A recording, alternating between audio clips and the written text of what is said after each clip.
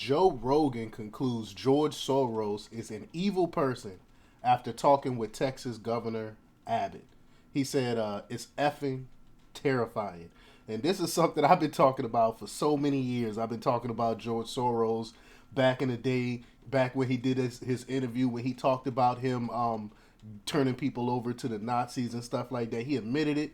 They even asked him during the interview, basically, does he have any remorse or anything like that? And he basically said, nah, if I didn't do it, somebody else would. Basically, and people gave him a pass on that. It's crazy. But before we get started, go ahead and hit that like button, share this out so we can get this information out there. Subscribe if you're not already a subscriber, and hit that alarm bell so you know when I'm putting out new stuff. Also, check out my link tree in the description. It has a link to my Patreon where I talk about things I can't talk about here. There's also a link to my Instagram and my merch store where I have I Will Not Comply t-shirts. So check my t-shirts out as well. All right, let's talk about this news. Joe Rogan recently compared businessman George Soros to an evil person in a Batman movie after having a discussion about him with Texas Governor Greg Abbott. On the Wednesday edition of the Joe Rogan Experience, Rogan with former CIA officer Mike Baker. During their conversation, they discussed political donations and Soros' name came into picture. He said,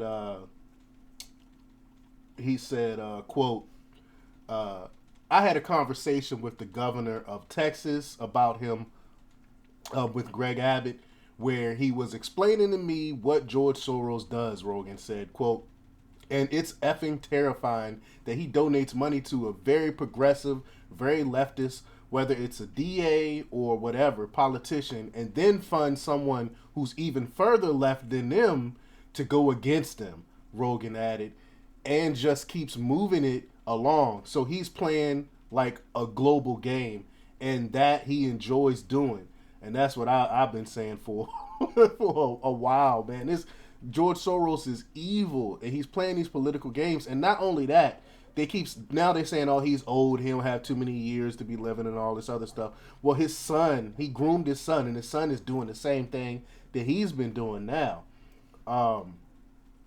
It's startling what's going on here. It's very startling. He goes on to say, yeah, he enjoys doing it. But it's telling, right? He understood early on where you wanted to seize where you wanted to seize power, Baker replied. Baker elaborated that Soros and people like him understand that real power is held at the state level. And I agree. It's the state is local. That's why I be pushing people to really pay attention to what's going on locally. But, quote, we sometimes think a senator is that's the pinnacle of success. Well, it's not really, It's the DAs, it's the state level politicians. It's like that's where real change occurs and where things can happen. And before you know it, it's like what the F Baker said, or real corrosion, Reagan added. That's what's scary. That it seems like he funds corrosion. It's like he wants these cities to fall apart. He wants crime to flourish. It's almost like he's an evil person in a Batman movie, Rogan stated. And I totally 1000% agree with that. It is like he's look at everything that he's for. It's like everything that George Soros is for is dismantling this country. I mean, he want open borders to bring people over here legally, not checking these people. There's a lot of criminals coming across the border, terrorists coming across the border. He's for that. He's for decriminalization, where you're letting the most bad people, murderers, out on the street. I mean, here in Houston, a guy was on I think it was Plenty of Fish, where he basically abducted. He took this girl, held her hostage for 5 days. He ended up leaving the house, going to visit his dad or something like that, and she leaves and tells the police that this guy held her for like 5 days. This guy went to jail, was out the very next day. How do you basically hold someone hostage for 5 days and then you're back out on the street the next day? This is crazy, and this is the type of stuff that George Soros is pushing for, where the criminals are have more rights than the victims. This stuff is crazy. And George Soros wants this, and I think it's for destabilization. He want to destabilize this country, and that's what he's doing with his policies and these far left agendas that he's pushing. Um, Baker goes on to say, well, he made his real fortune by almost busting the Bank of England, right? So he's not. This guy is not. He's not out there for truth and justice. Baker added. Um, when both Rogan and Baker discovered that Soros was 92 years old, they began to discuss his possible motives for being so actively involved in politics.